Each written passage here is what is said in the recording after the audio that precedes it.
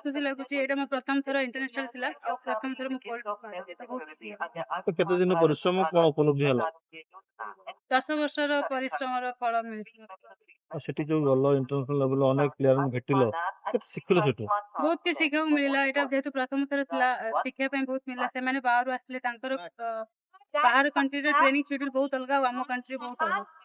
तादरू तांको कंप्यूटर करके फास्ट हवा बहुत बड़ कथा थिला अनेक लोगों को विश्वास नथला मु करि पारि इवन मो कोच रे भी नथला फिर भी मु करि देखली सेटा बहुत बड़ कथा को इवेंट रे कोन मेडल पाइलो वन केम टीटी करके से इवेंट ला सेट मोर मेन इवेंट सेटा थला सेते में गोल्ड पाइछि और टीम स्प्रिंट रे सिल्वर पाइछि तबे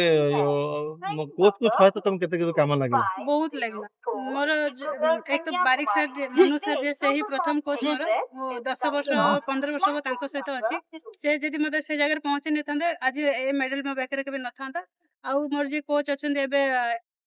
एनसुई रे मयंक पटेल करके तांको ना से भी तांको सहित मु 3 वर्ष ले ट्रेनिंग करछि और तांकर भी मेहनत बहुत लागि छि मो प्रति तो दियन को बहुत बहुत धन्यवाद। तबे आगामी दिन को लक्ष्य रहिछि आगामी दिन एबे तो आरंभ है इंटरनेशनल मोर आउरी विश्वास अछि कि आगु आउरी भलो करबे आउरी इंटरनेशनल डेब्यू